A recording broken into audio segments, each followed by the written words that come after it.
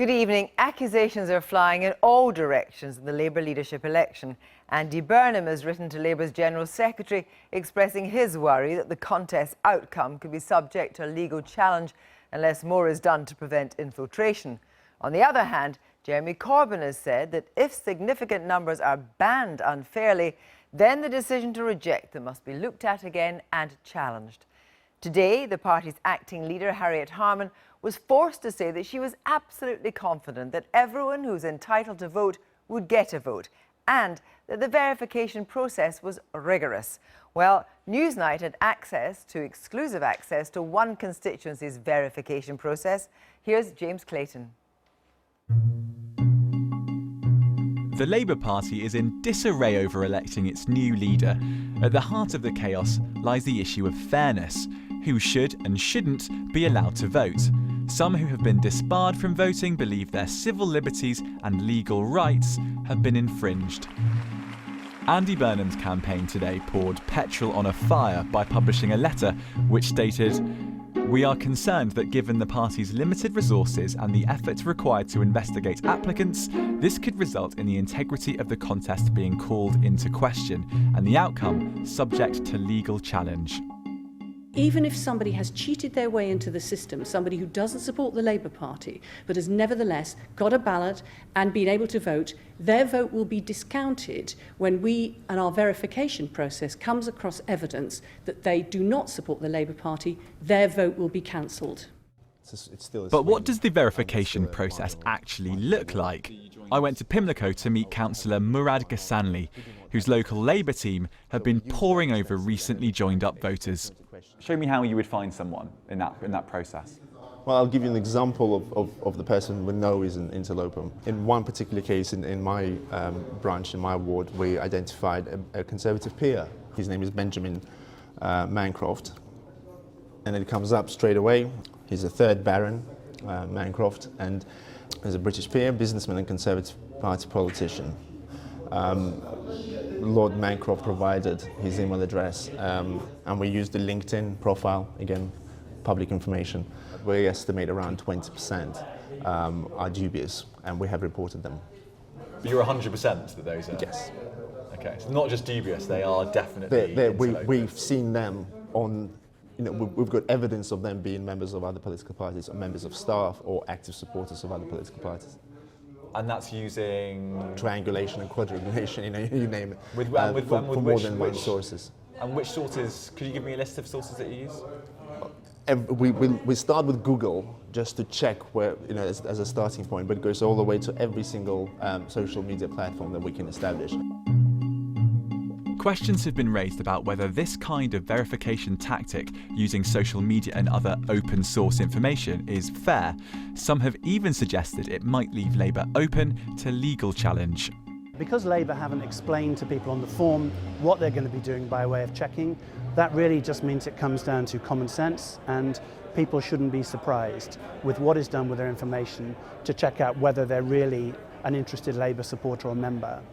That might mean a Google search. Most people would expect that. That would be fine. But if it goes over into more intrusive techniques, such as looking at multiple sources, triangulating, checking all possible social media, that could tip into something that's more intrusive, a mini profile. People wouldn't expect that, and that could tip it into being a breach of the Data Protection Act. And could warrant a legal challenge. And could warrant a legal challenge. Corbyn supporter and former practising barrister Robert Collins now lives in Spain. He was told he couldn't vote as he wasn't on the electoral register, despite being eligible to vote in the UK. I will make my appeal. I have no doubt at all that my appeal will not be successful.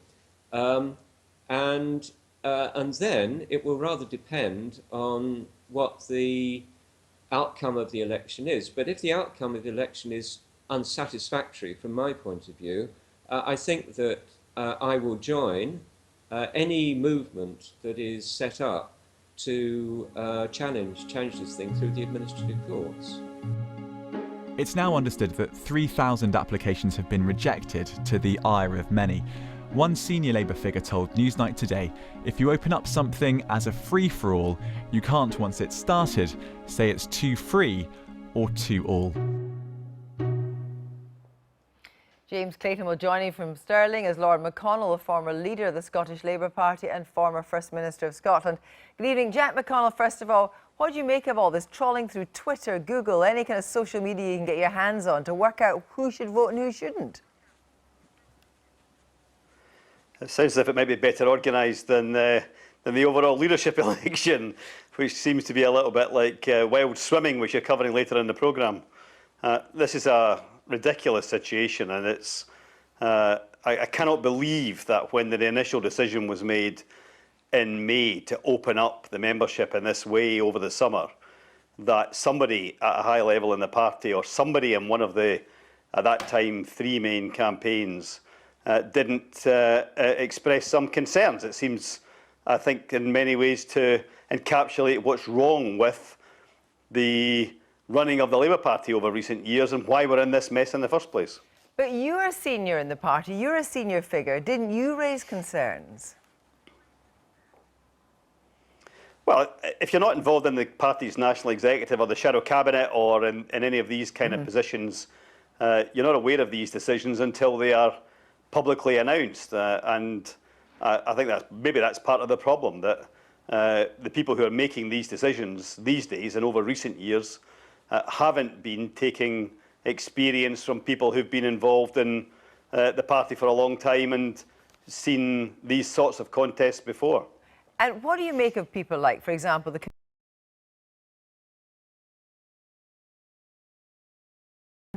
about that, which is going to lead to all sorts of strange publicity? Well, I think there is some kind of appeals process. Hopefully that will iron out any genuine cases. You know, I think at the end of the day, we need to be very careful that we don't allow this issue to overshadow the importance of electing a new leader who has a vision and the right values to take the party and the country forward over the years to come. And I think we're in danger, certainly have been for the past week, with the behaviour of some of the candidates in their campaigns.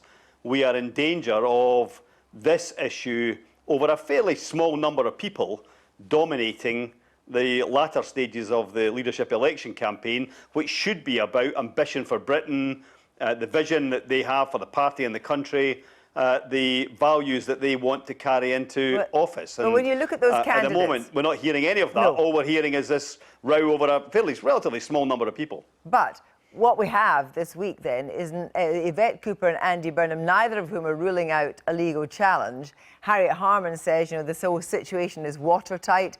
I mean, if people at that level in the party can't agree on the way forward, what hope is there for this election? Well, I think, again, that perhaps sums up where we are as a party at the moment. Unfortunately, I would be surprised, although this is a shambles and this decision to open up the membership over the whole summer should never have been taken. There should have been an initial decision to open up the membership for a month after the general election, allowing people who were enthused, either enthused by the election or angered by the result of the election and wanted to get involved in politics, to give them a chance to join, and they should have been allowed to take part in the leadership election. But to keep this going over the whole summer has been a ridiculous situation. But I would be amazed, even in these bad times for the Labour Party, if this whole arrangement has not been legally checked. And I cannot imagine that an appeal from either side will be likely to lead to a rerunning of the election campaign. This election campaign has now been going for several weeks. I believe that everybody involved should state very clearly that they will accept the result. And I think we should then get on with the task of opposing the government and trying to get back to running the country again. Thanks very much, Jack McConnell.